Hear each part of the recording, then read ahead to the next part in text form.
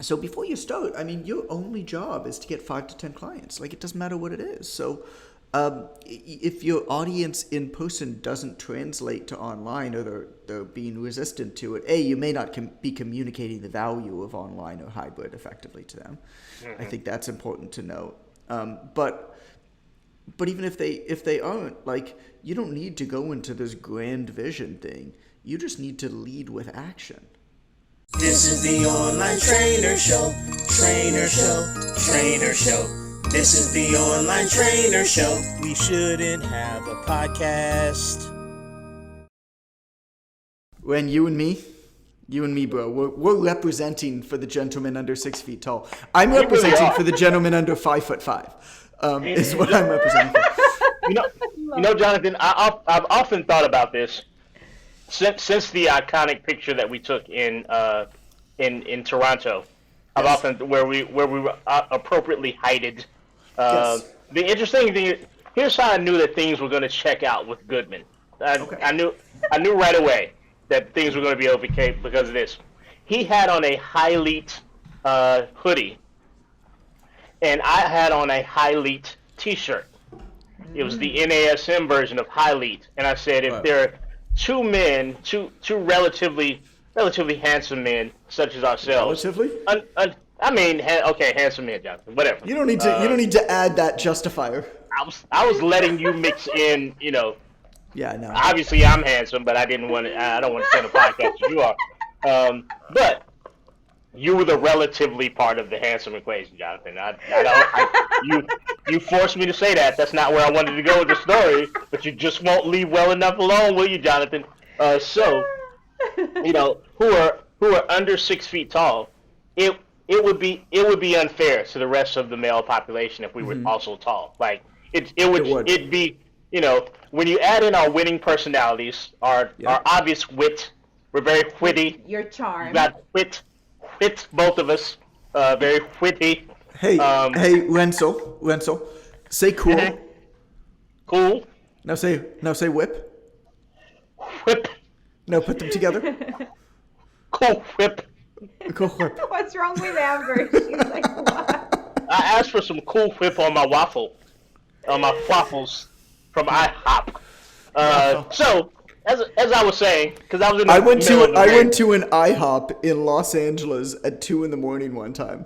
Oh my god. And all that I'm going to tell you about that experience is never go to an IHOP at 2 a.m. in Los Angeles. Listen, I can't even fathom what that was like, because I was at a freaking Starbucks at like 2 p.m. in LA as well, and I saw the weirdest shit happening around me. So I can't even imagine what the IHOP was at 2 a.m. Think about all those rich, over-caffeinated wannabe actors and actresses who crave pancakes at 2 a.m. That's what that is. That's the population. There was a fight in the parking lot. Oh, was it? Of course. It's IHOP. There's always a fight in the parking lot. Were there any Crips and or Bloods involved? Because I'm fascinated by that. They paint the true story. They paint the driveway, the parking lot, red in front of IHOP because there's just so much blood spattered on it. Yeah, there's so much blood that's just spattered there. They just know. There's. It's like there's this common theme. It's the same person who was. The same person who was selling real estate 4 years ago, trading Forex 3 years ago, selling trainers how to become an online trainer a year ago, and now selling cryptocurrencies. It's the same thing. It's the same people who go to IHOP for pancakes at 2 a.m. who like to have fistfights. It's like, the correlation. There's just common themes. There's just common themes. I agree with that synopsis, Jonathan. Yeah. Except I thought that Forex was more recent than online training. I thought it was online training, then Forex, then cryptocurrency. Might be the By the way, order. Kiddo, what do you have there? What do you have? Like a Belgian ale? Is that what? Bailey's. No, I'm kidding. No, Oh, still sober every episode. Unbelievable. You heard it here first. still sober. Amazing. No, it's actually like a latte. It's a protein latte that I posted Mm. about a few weeks ago, and Oh, Jonathan I remember seeing made that. fun of me, right? But Uh-huh. it's premier protein in caramel flavor with just black coffee, and it is delicious and amazing. And I'm There's hitting just my something macros. about just something about the internet that just makes people feel like other people care about the really boring, inconsequential points of their life. It's Like- not because of that, Jonathan. I have women who want to know how to increment their protein intake. That is why I share that recipe. It's not because look at what I'm having. It's so interesting. It's like, oh shit, you've all been asking me how to increase your protein. Here's a tip. This is what I'm doing right now, and it works. So there we go. Share your life. So you are at this moment on brand, is what you're saying, Yes. kiddo. This is okay. Yes, All right, I good am job. on brand. Okay, can we go back to En's Right, because I was talking about me and Jonathan before you Yes. interrupted. I want to so- know who this woman is. Man, Bow woman. chicka bow wow. I don't know. I mean, I don't judge. It's cool. Whatever. it is. Doesn't matter to me. It's my dear sweet lady friend who shall remain. She will not be podcast fodder. Okay, Let's I don't start care. there. I don't care what her name is. All that I want to know is, what large vehicle does she fly? That's the comparison here. This is how we Or, judge things on the podcast. what city does she run? Right. What municipality? So to be a podcast partner here, for those who are listening, you either have to run some local municipality, Yes. drive a large vehicle that requires additional training, or you have to be a doctor of some sort. We'll take Right. any realm of doctor. She's You know, probably- Dr. Phil, Dr. Dre. You know, never a Dr. Oz. We don't do that bet here. you- No, we don't do never Actually, that. this girl's like a pharmacist or something boring like that. You know, Really actually, worse. she's Batwoman. Can I go ahead and put it out there? She's literally she's in the DC extended universe. She was not in the Justice League film originally, nor was she in the Zack Snyder cut. But in future DC films, probably gonna see her. Yeah. Just so you know. And as to not corrupt her secret identity, that's all I'm gonna say. Because you know the first line of attack for a superhero is the people that they care about, and I don't want to be. It's true. I don't want to be Lois Rin. You know what And I mean? we know I don't nothing wanna- about you. We legitimately know nothing about you. You've done a very Right, good job with that. It's true. I really have. I've only, you know, it's interesting. I've only divulged any tragic circumstances in my life. Nothing good. Nothing good. I don't want you all to like me too much. I think that's it. Like I'm a bit standoffish. You know, I've been hurt by friends before. So I want to keep you guys right on the edge of friendliness. Like you're there if I need to reach out, you're there. But when it comes time to having real conversations, I can be standoffish and it not get weird. So I feel like that's where a relationship needs to be here on the podcast. If you like me too much, I might not be as offensive towards all of you during the recording of the show. That could send the Lithuanian numbers down. I don't want that to happen either. Hey, you guys want to see the beach? You want to see the water? Let's go. Yes. Field trip. Show us. Visual I aids in a don't. podcast. because Yeah, I why don't not? really. Yeah. I don't really want to This see is it. it's super important. Can you guys see it?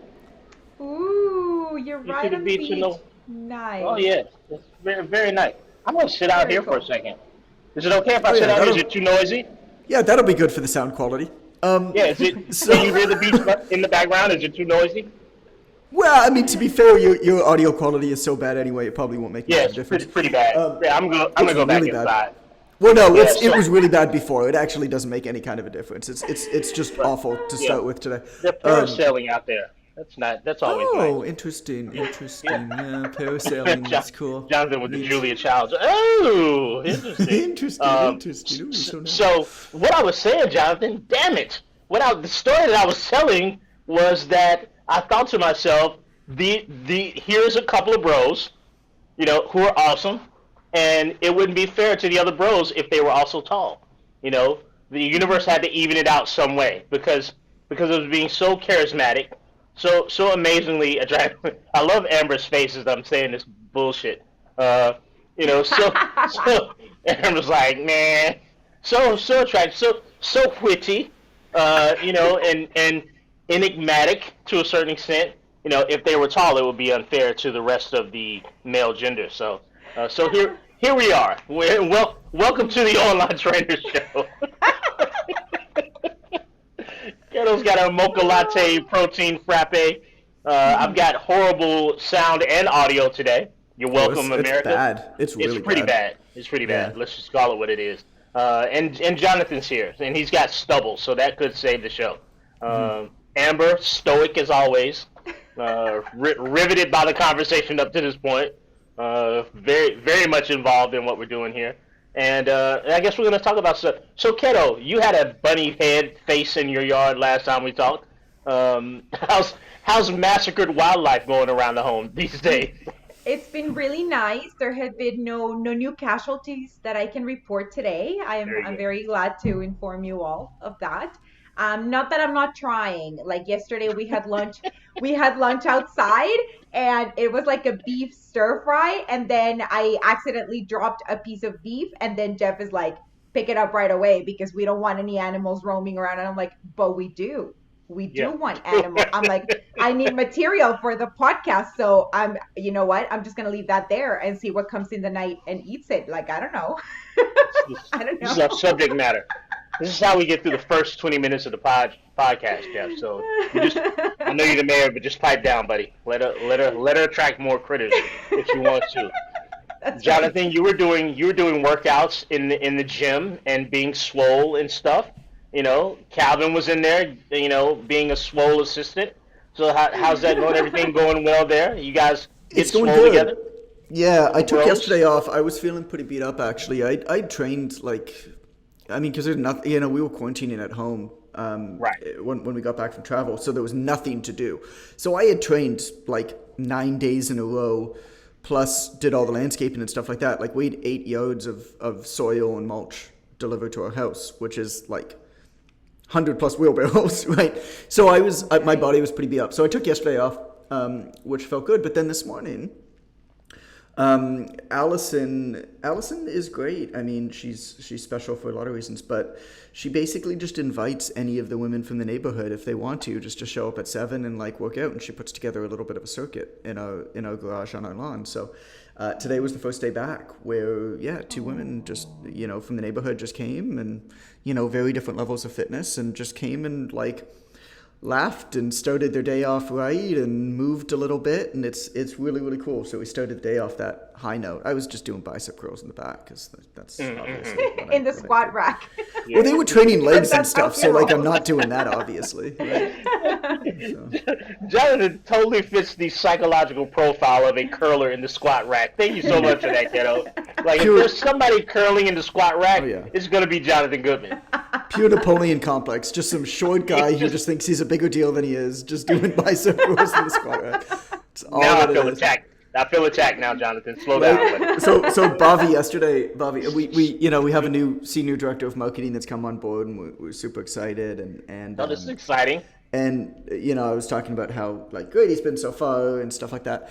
And Bob yesterday was like, "You really like underdogs, don't you?" I'm like, first of all, we kind of have to, because we're not a sexy company. People don't tell their friends and family that they're going to work for our company, because if they did, they'd be like, "Oh, so you're not getting paid?"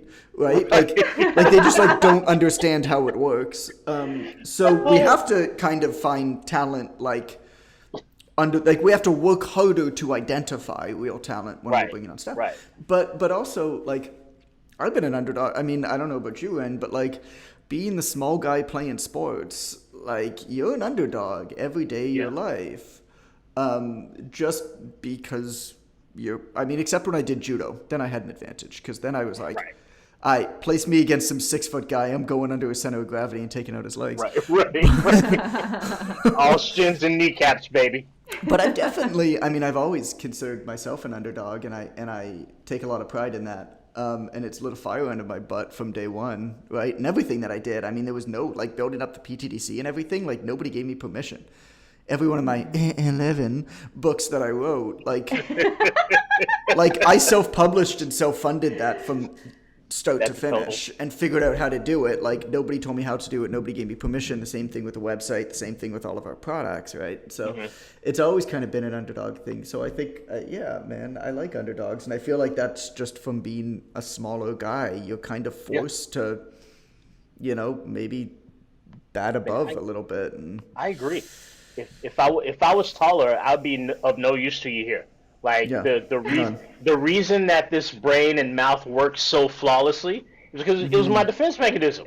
Like bigger guys, I'm serious. You know, my friends average in height of 6'1", like 165. Right. One's only my good friends. Like I look like their child when we go out places. Like who brought their little brother? I'm like I'm actually older than them. see, right? that's your mistake. That's your yeah, mistake. My friends, I'm 5'4.5". Okay, and like my friends average 5'3". He chose them tall like guy. that. That's the strategy. Like, I am not going to be friends with anybody else. But it's pretty good. It's pretty awesome that you were able to attract a mate when that's a 6'2" submarine pilot. It's pretty amazing. I gotta tell you, I tried on their superhero boots and they swallowed me. Like I couldn't wear the cape either. I just didn't realize that they had that many female tank operators by you. Right. It's Incredible. so funny because the first time that I interacted with her online, I was like, "Hey, send me a picture in the tank top," and she was getting into a tank, and I was like, "No, that's not what I meant." But it turned out. That's not what I meant, but I'm oddly turned on more. Actually, this is more arousing somehow. But so don't we have a topic today? I feel like we're at the 20-minute mark where we need to start talking about things that are coherent. Yes. Correct me if I'm wrong. The topic is how to have more than one target market. Oh, this is a good topic. Oh yeah, I remember Oh, you mean the topic that we talked about like 20 minutes ago? Yes. That topic. That makes That sense. one. Have you guys noticed the exquisite piece of hotel art behind me, by the way? Yes. Like, this it's thing's a riveting. master. I don't know if it's Van Gogh or what. Like, I don't know art. I just know I like it. This one's coming home with me. I don't That's think good hotel art. There was, I've seen a lot of hotel art in my day, as you can imagine, and That's right. most of it's pretty terrible. Like and like needlessly so, right? Like it's not that it's like plain. Like the art behind me, you can kind of see it's like kind of plain and boring. It's like it's not like it's plain and boring. It's just like really, really detailed, but like in a really awful way. In a unless terrible that's way. like. In a terrible way, unless that's like your exact specific like desire, which I feel like for a hotel is a really bad idea. Except where we stayed in Puerto Vallarta when Allison and I did a few nights away. This is when we saw this is when we saw the drag pole dancing show. Oh yes. Remember that with Yes. with the ass dangles? I've tried to forget, Jonathan. Yeah. Not only do I remember, I tried hard to forget. and then he shot off a phallic confetti gun at us, Yes. and I was of Yes. course in the front row. Yeah. Good times. Just Good times. showered by day. So Just the showered hotel by that we stayed in was like super old school and there was just pictures of Jesus and all of these different like Sister Mary, everything in the walls, and like old creepy like kind of rusted pictures of it. Like Yeah. I don't really know if I want this looking at me in this bed with my wife, you know. After going to see a pole dancing drag show, I don't know if these omens are good, you know. Jesus knows what you did last night. Right.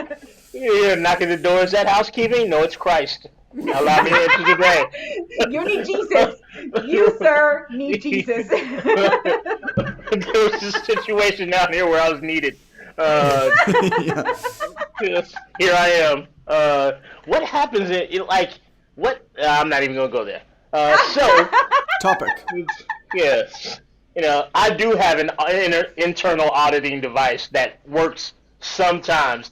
This was our one time for this year that's gonna work. So I'm not even gonna go there. So we're talking about, if we're talking about anything at all, we're talking about having more than one demographic. Amber actually came up with this topic.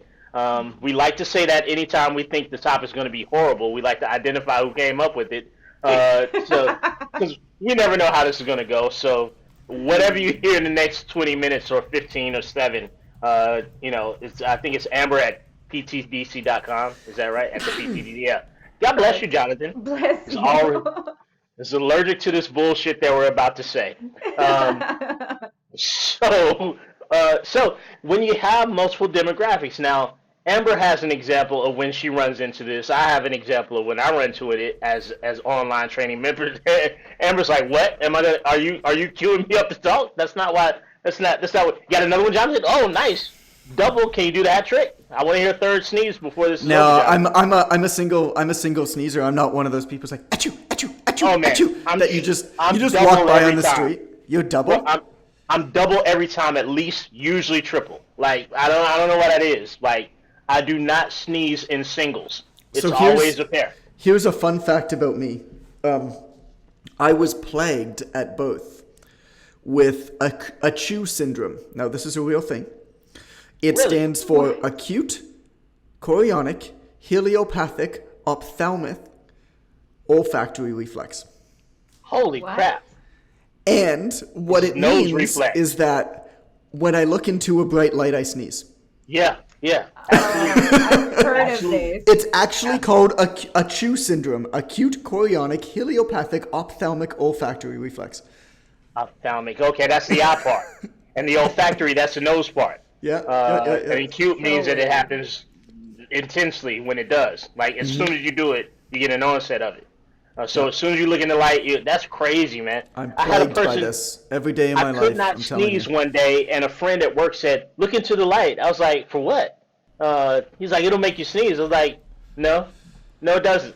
But I didn't realize that it was. I didn't It's a real realize thing. that there was. Yeah. The best is I looked it up one day on PubMed because I don't know. I Never had do nothing that, to do. Jonathan. Don't And I do looked that. it up. I looked it up on PubMed, and there are actually studies about it. And every single one of the studies is like, it seems like this percentage of the population has it.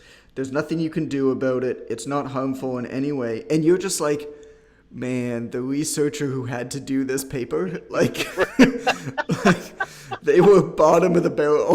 Like you can just tell by how they're writing it that they are not happy that they had to write a 20-page paper on this absolutely inconsequential. It like, means nothing. like nothing Technically, reflex, yeah. It means nothing. The more I hear about your flirtations with the internet, the more I want your internet privileges taken away. By the way, can we put PubMed on the same list as Reddit, Amber, please? Restrict all his and the slang, whatever the slang, Urban Dictionary. We got to get him off of that too. I got a bunch of karma now. Wait, I've got man. 230 karma on Reddit. Oh really? I don't know what that Not means. bad, right? That means nothing. That means that like 230 people have liked something that I did on Reddit.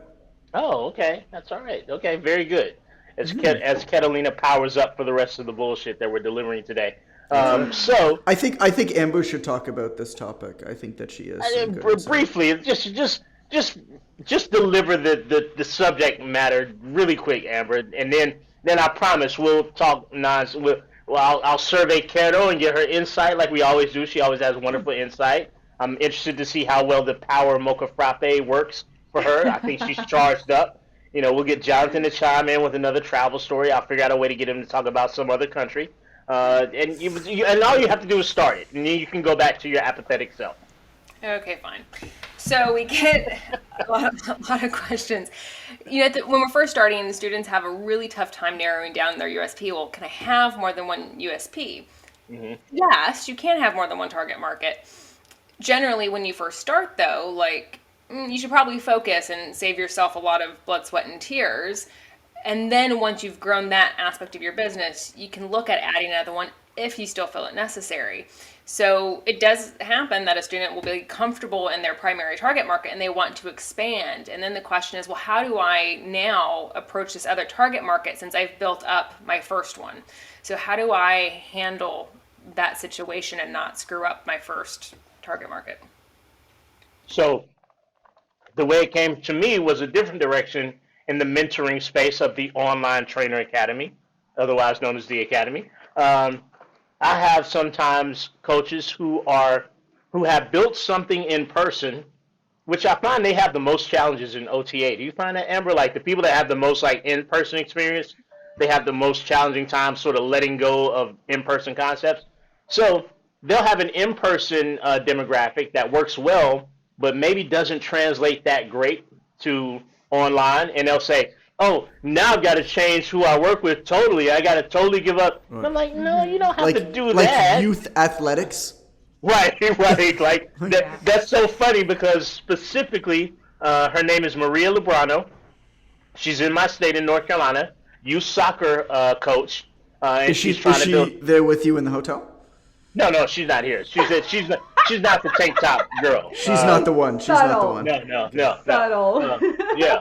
So, thank you, Keto, for reiterating that. So, but yeah, youth athletics. I've also seen it in the other direction with sort of geriatrics, like people that work in the geriatric space. They're like, oh, my people aren't going to come in line, which I refute that. But in any case, I get the connotation. So you've got on one hand people that can't narrow their USP, and on the other hand, people that have one that exists in person in a live space and doesn't translate well to the online space. So Jonathan, solve the problem. Go. Well, Do I mean, the something. first thing that I want to talk about is like how a point that you made about how people who have successful in-person businesses sometimes struggle with OTA, with the academy. It's not because we can't help them. It's not because it won't work for them. It's exactly what you said. As you have been doing something one way for a long time, it becomes harder to recognize that way is really, really stupid. And Yep. the business model for in-person training is just a really, really, really bad business model. It's a bad business model objectively as a business model, but it's also a bad business model for the clients who are customers in it. It's a bad business model for the trainers. It's a bad business model for the gym owners. It stops you from offering a good service to them. That said, it's hard to let it go. It's hard to let the people are buying my time idea go versus people are buying what they'll become as a result of my training. Right? It's hard to kind of put that aside. So this is not something that we haven't dealt with a lot for sure, but I just want to be clear there with that point. In terms of the two different markets, I mean, look, you can train whoever you want to train. We're not telling you that you can't. All that we're doing is we're taking our 10 years of experience with over 50,000 online trainers and saying, when you are starting to train people online, your only job is to get your first 5 to 10 clients. Once you get your first 5 to 10 clients and you do good work with them and you get good results with them, they will start bringing you other clients. You'll start being able to showcase their results. Your job gets a lot easier. And then you can begin to branch out. If you get a referral in a different market, 100% take it. Doesn't mean that you can't train that person. If you feel like you can help that person get results, take them. But when you're starting, it can take a lot to get going. Online training is often a lot of upfront work. And then it gets easier and easier and easier as you go, as you build the momentum. The metaphor that I always use is it's like a big stone wheel that you're pushing. Like, it takes a lot of effort to get it going, but then you just kind of need to tap it, right, to keep it going. And so the easiest thing, the reason why we're so stern and we press people so much to just identify the 1% uniqueness factor is because when you're starting, you need a competitive advantage. You need something that's going to give people a reason to take a shot on you, to take a flyer on you with a new service that they haven't seen any, because you haven't worked with anybody online before, right? Like they have no real reason to work with you for any reason, and there are other people who are shouting to them and marketing to them and magazines and everything, right? Like, your biggest competitive advantage is that there's only one of you, and there are people who can connect with you in very minor but very important ways. And so that's how you get your first few clients. And then you can expand outwards. What most people figure out is that as they do that, it starts to work well, and then it becomes much easier to dictate everything from, I mean, that's their vision, everything from content production. Like, if you know exactly who you're speaking to and why you're speaking to them and the stuff they like, content production becomes a lot easier, right? Marketing, positioning, what you offer, the types of programs you build, everything becomes much easier. If you've got 10 clients who are completely different in every single way, the time it's going to take you to build their programs is going to be way longer than 10 clients who are pretty similar, but then you need to individualize it in minor ways for each one based off of preferences, injuries, background, whatever. It's just much easier. Like, you don't have to, but it's way, way easier. It's way easier to get started, and it's way easier to do all the other aspects of your business once you do it. So can you have two niches? I mean, I guess. But, like, again, it just makes things more complicated for you. Now you're diffusing your efforts. And the more of a buckshot approach you take, the less impactful your shot's going to be. So, not to say that you can't do it, but, like, I don't know about you, I ain't got much time. How much time do you have? Do you want to create twice as much work? Ain't nobody got time for that. So here's my next question though. What if I got, not if I got time for that. What if I've got a group of people that I work with in person already, you know, and I don't seem to be able to make it happen online with that group of people? Like, is it okay? How okay is it for a person struggling to bring their vision online to find a different vision for their online business than what they've dealt with in the past in their in-person business? Like, I does would that say, make sense? yeah, I would say don't even try to build this big vision. You have no idea what this thing is until you start doing it. And then once you start doing it, it's going to transmute 6 or 7 times. I mean, how many times have I reinvented my business?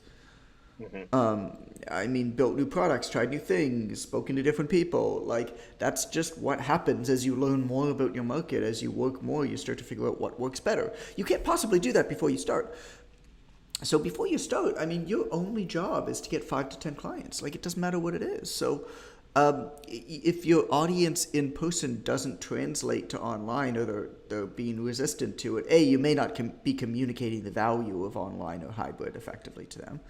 I think that's important to note. But even if they aren't, like, you don't need to go into this grand vision thing. You just need to lead with action. So, you know, Keto, we don't know much about your personality. You're a chameleon, right? Always faking it for the gram. Like, we don't know what you're really like. It's you're just an enigma wrapped in a riddle. In a delicious tortilla shell. So we don't know much about you. So how crucial do you think it's been in your career to just be yourself on the internet? Like, has that helped your career at all in any way? 100%, to the extent that I was able to kind of like shift my business around what was happening in my life at the time. For example, when I had my 2 younger kids, when in between the time one was born and then the next one was coming, like all of the time you spend those years being kind of like in the baby world, in the toddler world, in the baby led weaning, breastfeeding moms, like that's your world, because that's the stage of life in which you yourself are right now. And so it made sense that because I was so surrounded by this information and this, world, and these other women who were going through the same, that became my target market at that time. That was the people that I was working with, because that was all that I was immersed in. And so that at that moment, having that flexibility of focusing on pre and postpartum moms and all my education, and then creating, the resources for other trainers and all this kind of stuff, like it opened up a whole world of experience and expertise for myself. And I was able to position myself as an expert of sorts within our industry as well.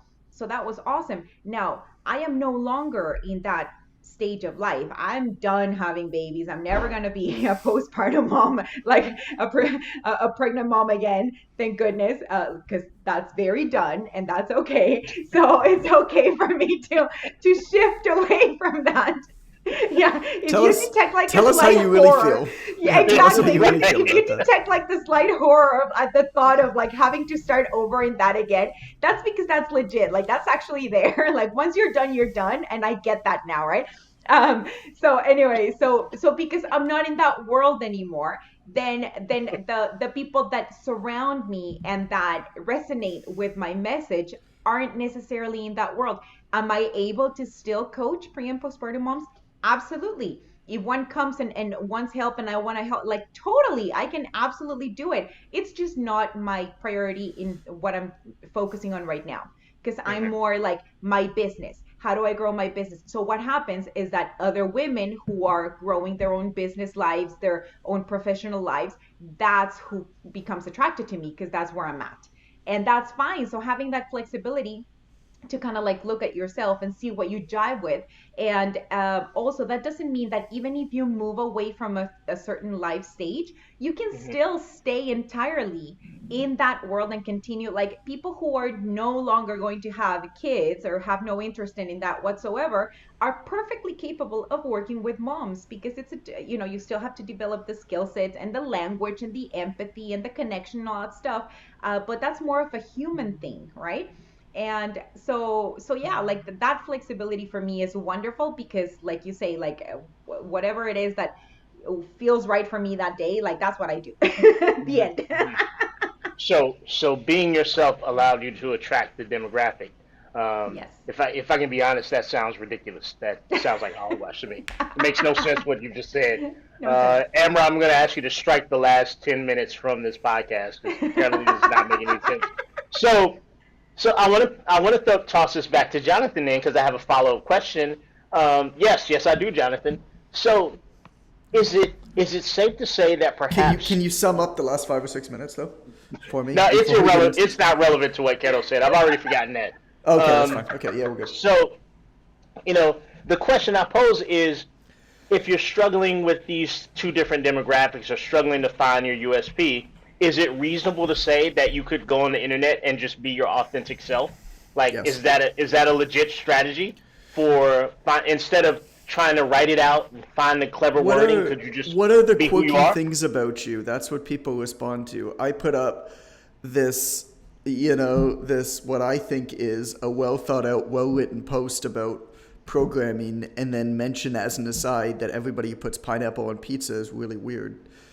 And like every single comment now is about people fighting over whether you should put pineapple or not on pizza, which, by the way, if you do, you're weird and you have terrible taste. Please don't If listen to our there's- show if you put if pineapple I'm- on your pizza.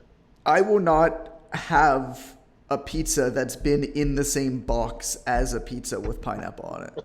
Oh gosh, you're ridiculous. I Yeah, we went love to- pineapple on pizza. I'm gonna eat it forever and take pictures and send them to you, just like Especially James with Clear barbecue quotes. sauce. Oh, I've never What is tried wrong that. I with you must. two? I am going to troll you with pictures of my pizza. Just bait I it mean, in you can send me pineapple. pictures of your pizza as much as you want. I don't care about that. As long as it doesn't touch my pizza, I'm good. So another example, wait, because I'm actually on topic here. Another example that before I forget the thing. Do it. You're doing good. Go for it. Okay, so another example from our industry that anybody can kind of like look into is Mike Dola. Like Mike Dola, he's always been very adamant about how he personally doesn't niche down. Like he helps anyone, men, women, younger, older. Like he doesn't have a one target market, and that has worked for him. I don't know how it was like in his beginnings. I'm not very familiar with the story. I do know that that's kind of like his thing right now. He's like, I've never felt the need to niche down. I just help people. The end. And he's super successful. His company has grown tons. So it's not impossible. Like far from it. Like some people do. It's not really impossible, well but with it. he does do a lot of micro niche stuff. For example, they've become the go-to in the Peloton community for nutrition advice. That was a Oh, very interesting. I purposeful didn't know strategy where he went in there Neither. and he made that happen. So, like, He does. He's just big enough that he does it to a whole bunch of different communities at the same time. Which you can do when you have whatever he has, 50, 60 coaches or something working for him now. Yeah, I mean, he's a smart guy. That's why I co-authored a book with him on how to get clients. Exactly. Yeah. I don't know. What was your question? Why? I don't know that I had a question. Well, you were basically like, what do you do if Yeah, you I know? mean, Go for it. so Ask it again. Yeah, if you go on the internet, the interwebs, Al Gore's internet, Try to and avoid you and you are your authentic self. Oh, Is yeah. is that's it what not within reason? That's always that where you you're- start. Just be Right. yourself. Be loose. Talk and people will connect with you on that kind of stuff. Like Right. And then you'll find you'll pay attention to what people connect with you on, and then go deeper into that. Right. And that's how you figure it out. To be honest, is real time feedback. As a marketing tool, aside from paid advertising, if you're scaling and the ability to target everybody because Google and Facebook know everything about you, Right. the ability to get real time feedback to your messages and adapt quickly is probably the second most valuable aspect of it. And I mean, I do this all the time. If I'm thinking about, for example, writing a post or putting a piece of content together on Instagram, which I don't because I think it's a waste of time. But Right. if I do decide that there's something that I think of, the one time a year that's like valuable for other people to see, then I will often put my thoughts up on Facebook first, and then rewrite and adapt that piece of content and before based off of the feedback. And often people will add stuff to it, or they'll have questions. Maybe I was unclear in a part that I thought that I was more clear on, and then put that back up, like use that piece of content. Like it's an incredible tool. I've done this with blog posts as well. If I'm thinking about a topic for a blog post or something like that, I'll literally just put out a couple thoughts on social media, get feedback, and then write a much better blog post about it. Barry and Brand is like the whole let other people do your work for you. Jonathan Yes. thing. Yeah. I mean, Amber's laughing because she knows it's true. Amber's laughing because she's the one who does my work for me. Lonesome tear rolling down her cheek. One tear. Sweet tears of service. So Jonathan, not only are you saying that I can go on the internet and be myself, but I can also listen to other people. The people who might hire me, I can pay attention to them as well. Yeah, you can. Funny enough, radical. communication does involve listening to other people sometimes. That's just as dumb as Keto's commentary. I don't buy any of this. Well, it's time to go. It must be my headset. You guys aren't making sense here. My Usually, my gold Sweet. Casio watch. sweet Casio. This is the I have sweet Casio is my regular one. This gold Casio watch is sweetest Casio, and then I bought Allison a gold Casio watch, and it's sweet her Casio.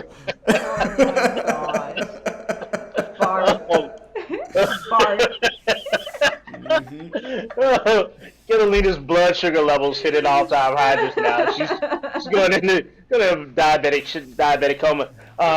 So if we've done nothing here today on the Online Trainer Show, we've impressed you with our lack of continuity and poor audio quality and Yours just is really downright bad. awful. Yeah, just awful wall art from a Myrtle Beach hotel. Shout out to you, Myrtle Beach. Next time when you and your fire truck test driver girlfriend, can you guys? She doesn't even drive them. She just does the test driving. It's amazing watching her weave through those cones in that fire Put the truck. cones out. Where the hell are my cones? It's incredible watching that. The foot control is really something to be seen. Oh man! Next time somebody better get those cones right now. Next time you guys decide to go on a romantic beach vacation, and go parasailing, can you please bring your microphone? That'd be Here's the great. thing. Got the mic and left the cord. No. That's an Amber move. Yeah. So Wow. so this mic has been watching this entire podcast and it's stuck. It's just you should have seen the faces, the eyes that I'm getting from this microphone as it looks at these super weird over your ear audio devices. Like they don't even go in your ear. It's one of those things like the aftershock things. It doesn't go in your ear. It works with I believe the term is the cochlea, the inner bones in the ear. The it's one of cochlea. those. It's I don't think it's pronounced cochlea. No, it's the cochlea. Cochlea is actually my grandmother's sister's name. Let me ask you a question. Which Yes. one of us has a honors degree in kinesiology here? So Who's got the degree here? just saying. Just saying. This is obviously Cochlea. Cochlea. Who's the barber here? So what was I saying? This has just been an Just wrap it unusually up. trained. Just wrap it up. Okay. Yeah, just- So show notes can be found at onlinetrainer.com/podcast. Go over there and get your show notes. By the way, this whole thing is sponsored by the Online Trainer Academy. Jonathan, you want to jingle the Online Trainer Academy? You want to pitch the Online Trainer Academy? This is the Online Trainer Academy, Trainer Academy, Trainer Academy. This is the Online Trainer Academy. Go buy it right now. This is the Online Trainer Show. Trainer Show. Trainer Show. This is the Online Trainer Show. We shouldn't have a podcast.